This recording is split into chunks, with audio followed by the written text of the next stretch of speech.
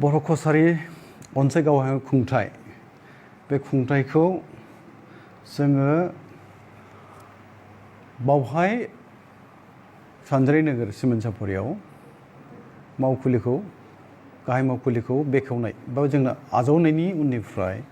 जोंजों लोगोसे सरकारिनि भाबैहाय जों सरकारि भाबै जोंनि काउन्सिलनि प्रिन्सिपाल सेक्रेटारिखौ जों मोनथ'नो हायाखैमोन। गोबां नाजानायनि गेजेरजों आसाम सरकारजों रायलायनायनि उनावहाय दिनै सौफैदों मुस्रि अनिल चन्द्र देउरि बिथाङा जोंनि बर' कसारि अनसाय गावहायारि खुंथायनि प्रिन्सिपाल सेक्रेटारि बिथांनि दिनै सौफैनायाव खोब जोङो काउन्सिलनि जानानै बर' कसारि अनसाय गावहायारि खुंथायनि जानानै जोङो गोजोननाय मोननाय फोरमायो नोंथांमोननि सिगाङावहाय बर' रायजो राजा जानानै बिटिसि बाहेरानि गासै बर'फोरनि जानानै जों गोजोननाय मोननायखौ फोरमायो आरो बिथांखौ जोङो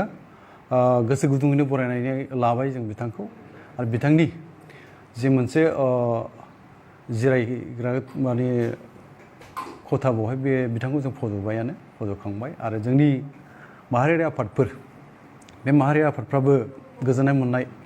बेजों लोगोसे बिथांखौ बरायबाय आर'नाइनि गेजेरजों आर'नाइ गानहोनायनि गेजेरजों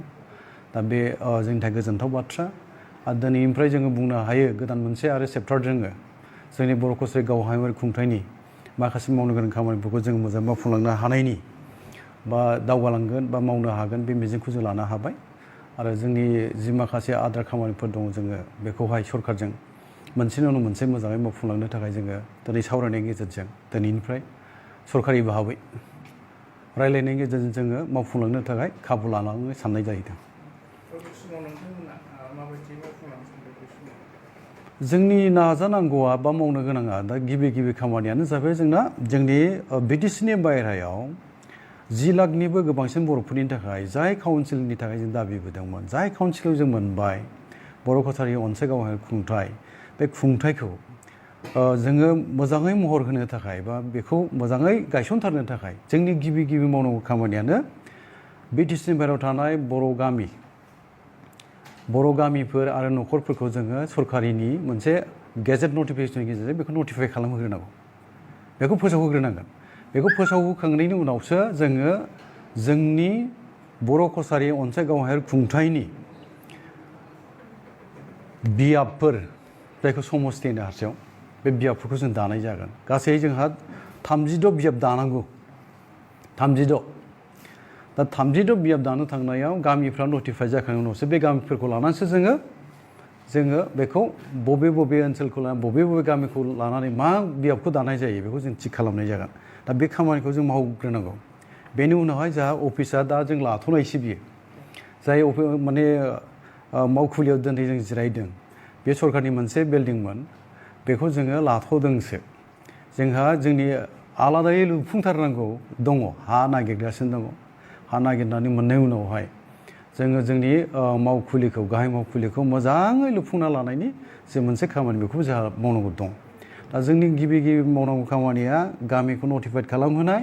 बेनि उनाव बियाब दाखांनायनि उनावहाय आरो बिसायख'थि गेलेहैनाय जेब्लासिम बिसायख'थि गेलेहैनो हाया बा बिसायख'थिनि गेजेरजों मोनसे इलेक्टेड माने काउन्सिलजों दाफैनो हाया अब्लासो जोंनि खामानि मावनाया आद्रा थाबाय थागोन ओंखायनो जोङो गिबि बेखौसो मावग्रोनानै लागोन बेनि उनावहायसो जोङो सरकारजों जि मोनसे रांखावरिफोर फैगोन बेखौ लानानै जोङो खामानिखौ मावलांनायनि थांखि लानो साननाय जादों।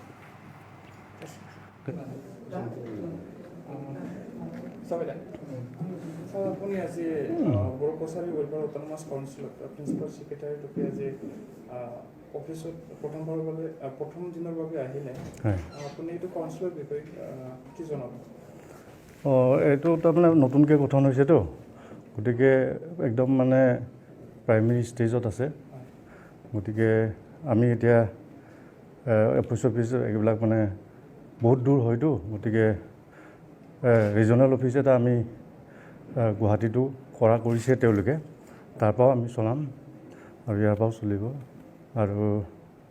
যিখিনি বাজেটৰ পুঁজি আহিব তাক যাতে ভালদৰে চলাব পাৰি সেইখিনি আমি চিন্তা কৰিম আৰু এই আউটছাইড বিটিচিৰ পৰা যিসকল আমাৰ বড়ো সমাজ আছে তেওঁলোকৰ যাতে উন্নতিটো হয় আৰু সেইখিনি আমি চেষ্টা কৰিম। আপুনি এইটো কাউন্সিলটো কেনেকৈ চলাই যাব এইটো আপোনাৰ নেতৃত্বত যিহেতু কাউন্সিলটো চলাই যাব লাগিব আপোনাৰ সেইটো কাৰণে প্ৰথমতে আমি আমাৰ ষ্টাফ নাই প্ৰথমতে আমি আমাৰ এমপ্লয়িখিনি ঠিক ঠাক কৰিব লাগিব অলৰেডি আমি ডেপুটেশ্যনত লাগে বুলি কিছুমান এমপ্লয়ি বিচাৰিছোঁ আৰু এমপ্লয়িখিনি নহ'লে আমি চলাই নিয়াটো দিগদাৰ হ'ব সেইকাৰণে আমি গভৰ্ণমেণ্টলৈ লিখালিখি কৰিছোঁ আৰু লিখালিখি কৰিবলৈ এতিয়া মানে অফিচটো বহিছে আমি লিখালিখি কৰিম তাৰপিছত সদ্যহতে আমি ডেপুটেশ্যনত যদি কিছু সংখ্যক এমপ্লয়ি পাই যাওঁ তেতিয়া আমি ভালকৈ চলাই নিব পাৰিম বুলি আশা কৰিছোঁ ছাৰ এইটো অফিচত কিমানখিনি এমপ্লয়ি হ'ব এমপ্লয়ি হিচাপেতো আমাক বহুতেই লাগিব ধৰক প্ৰিন্সিপাল ছেক্ৰেটাৰীক সহায় কৰিবলৈ joint secretary deputy secretary under ছেক্ৰেটাৰীও লাগিব তাৰপিছতে মিনিষ্ট্ৰিয়েল ষ্টাফত ছুপাৰিণ্টেণ্ডেণ্টৰ পৰা আদি কৰি নজৰত নাজিৰ লাগিব তাৰপিছতে আৰু আমাৰ এছিষ্টেণ্ট লাগিব আৰু পিয়ন চকীদাৰ এইবোৰ চব লাগিব মোক কেইজনমান লাগিব ছাৰ আপোনাৰ এতিয়া পটকৈ মই এতিয়া ক'ব নোৱাৰিম লাহে লাহে আমি তথাপিও 25-30 জনটোতো লাগিবই আৰু আপুনি ৰাইজবিলাকক এতিয়া কিবা মেছেজ দিবলৈ বিচাৰে ৰাইজক কৈছোঁ যে ধৰক এতিয়া বাজেট কিমান নিৰ্ধাৰিত কৰিছে বা আমাক কিমান দিব তাৰ ওপৰত ডিপেণ্ড কৰিব আৰু সেই হিচাপে আমাৰ এক্সিকিউটিভ কাউন্সিলৰ ডিচিশ্যন মতে তেওঁলোকে কেনেকুৱা ধৰণৰ ডেভেলপমেণ্টৰ কামবিলাক ল'ব আৰু সেইমতে আগবাঢ়ি যাব লাগিব गोजोन गोरोबथानि 1 नम्बरनिफ्राय लानानै 11 नम्बरसिम जिखिनि दफा दङ बेखौ मावफुंनायनि सायाव गुवारै जोङो डिटेल डिसकास खालामो आरो जायफोर दफाफोरा मावफुंजाबाय आरो बबे दफाया मावफुंजायाखै बेखौ लानानै जोङो बेयाव डिसकास खालामदों आरो गुबैयै दिनैनि सावरायनायाव प्राय 1.5 बोसोरनि उनाव बे कभिड परिबेस थांबाय खेबनै आरो मोननै बिसायख'थि थांबाय बिटिआरनि बिसायख'थि आसाम एसेम्ब्लिनि बिसायख'थि दिनै कभिडनि परिबेसा खमायनाय लोगो लोगो भारत सरकारजों बे मिटिङा जानानै थाङो आरो बेयाव गुबैयै भारत सरकारा मावनो गोनां जिखिनि दफाफोर दङ बे साबजेक्टफोरखौ लानानै जों डिटेल डिसकास खालामदों गुबै बाथ्राया जाहैबाय जे कार्बि आंलंनि बर'फोरनि एसटि हिलनि जि मर्यादा होनांगौ बेखौ फैबाय थानाय पार्लियामेन्ट सेसनाव दैखांनो थाखाय बा लाबोनो थाखाय जोङो दाबि होदों आरो मानगोनां हम मिनिस्टार अमित शाह बिथांनो जोङो एडिशनेल सेक्रेटारि पियुष गयलनि बिथांनि थ्रुयै जोङो मेम'रेन्डाम गथायदों गुबुन फारसेथिङै आर्टिकेल 280 जि डाइरेक्ट फाइनेन्सनि मेटार दङमोन आरो फरेस्ट राइट एक्ट माने आसामाव थानाय बिटिआरनि बायजोआव थानाय जायफोर माने ट्राइबेल माहारिनि सुबुं दङ बा बर'फोर दङ बिसोरनो हानि अधिकार होनाय एनडिएफबिनि रिहेबिलिटेसन लोगोसेनो केस उइथड्रयेल आरो जेलाव थानाय मानगोनां रन्जन दैमारिजों लोगोसे गासैबो एनडिएफबिनि केडार आसामाव जिखिनि जेलाव दङ बा बाहेरायाव दङ बिथांमोनखौ लांदां अख्राङाव लाबोफिननाय बा रिलिज खालामनाय आरो बिनि अनगायैबो एनडिएफबिनि जि रिक्रुटमेन्ट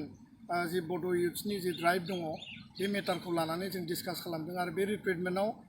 2003आव बिएलटि सुक्तिनि समाव बा बिटिसि सुक्तिनि समाव जेरैबायदि रिलेक्सेसन होदोंमोन एगजेम्पसन होदोंमोन एजनि बेलायाव क्वालिफिकेसननि बेलायाव माइनर डिसेबोलनि बेलायाव आरो फारसेथिं रिटेन टेस्टआव बेखौ मावफुंनांगौ होननानै बा रिलेक्सेसन होनांगौ होननानै जोङो दाबि दैखांदों बिनि अनगायैबो फैबाय थानाय समाव भारत सरकार आसाम सरकार बड'लेण्ड सरकार आरो सुक्ति सागानगिरिफोरनि गेजेराव मोनसे ट्राइपार्टाइट मिटिं जानांगौ लोगोसेनो जेसेबां जिखिनि भारत सरकारा गायसननो गोनां सेन्ट्रेलि फान्डेड इन्स्टिटिउसन दङ जेरै central university NIT medical college regional institute of medical science national sports university माने आरो गुबुन गुबुन जिखिनि इन्स्टिटिउसनफोर दङ इनफ्रास्ट्राक्चार दङ बे गासैखौबो मावफुंनायनि बेलायाव 1500 करोड़ जि फाइनान्सियेल पेकेज दंमोन बेखौ गोख्रैनो रिलिज खालामनायजों लोगोसे गुबुन गुबुन जिफोर दफा दङ बे गासैबो दफाफोरखौ लानानै दिनै गोलावै आरो गोथौवै जों सावरायो आरो दिनै पियुष गयल एके मिश्र बिथांमोना जोंनो एसुरेन्स होदों जे प्राय जिखिनि 80% स्टेट साबजेक्ट आरो सेन्ट्रेल साबजेक्ट जिखिनि मावफुंनाय जाबाय आरो जिखिनि रिमेनिं दङ बाउन्डारि कमिसननि गेजेरजों बाउन्डारि एक्सटेनसन जानाय जोंहा गहपुरसिम सिमुलुगुरिसिम जि बाउन्डारि एक्सटेनसन खालामनांगौ आरो गुबुन फारसेथिं कार्बि आंलंनि जि इस्यु आरो स्पेसियेल रिक्रुटमेन्ट ड्राइभ आरो जिखिनि मेजर इस्यु दङ बेफोरखौ गोख्रैनो मावफुंनाय जागोन आरो बिनि गेजेरजों 100% गोख्रैनो खम समनि गेजेरावनो भारत सरकारा मानगोनां हम मिनिस्टार अमित शाहनि दैदेननायाव एडिशनेल सेक्रेटारि आरो एडभाइजार हम सेक्रेटारि गासिबो टीम हिसाबै बर' गोजोन गोरोबथा बा बिटिआर सुक्तिनि गासिबो दफाखौ मावफुंनायाव बिथांमोना जोबोद सिरियास आरो जोबोद गोख्रैनो मावफुंनो थाखाय इनिशिएटिभ लादों होननानै जोंनो फोरमायदों सप्ता खनसे सिगाङाव आसामनि चिफ सेक्रेटारि कृष्ण बरुवा बिथाङा फैनानै भारत सरकारजों सावरायदों आरो बेयावबो रिभिउ मोनसे मिटिं जादों आरो बिथांमोना दिनै जोंनो फोरमायदों आगस्ट दानाव भारत सरकार आसाम सरकार एबसुजों लोगोसे सुक्ति सागानगिरि आरो बड'लेण्ड सरकार ज' लोगो नांनानै मोनसे ट्राइपार्टाइट मिटिं जागोन आरो बेयाव रोखायै गुवारै गासैबो एकर्ड इमप्लिमेन्टेसननि सायाव बे सावरायनाया जागोन आरो जों मिजिंथियो जे बे गोख्रैनो इमप्लिमेन्टेसना जागोन दिनैनि सावरायनायाव जोबोद फिथाइ गोनां आरो ओंथि गोनां होननानै जों सानो आरो बर' रायजो राजाया जि मिजिं आरो जि थांखिजों सोमावसारनायनि उनाव बे गोजोन गोरोबथाखौ मोनबाय बे सुक्तिखौ मोनबाय सुक्तिनि दफाफोरखौ जोङो मावफुंनायनि गेजेरजों बर' हारिनि जौगानायनि थाखाय बर' हारि थांना थानायनि थाखाय बर' हारिनि अधिकारनि थाखाय जोङो मावफुंनानै लानांगोन आरो बे मोनथाम मोनब्रै जिखिनि मेजर इस्युसफोर दङ जे इस्युसफोरखौ लानानै जोङो दिनै डिसकास खालामबाय गोख्रैनो बे रिजल्भ जागोन आरो दिनैनि सावरायनायनि गेजेरजों मोनसे मोजां फिथाइ फैगोन होननानै जों मिजिंथियो गोजोन्थों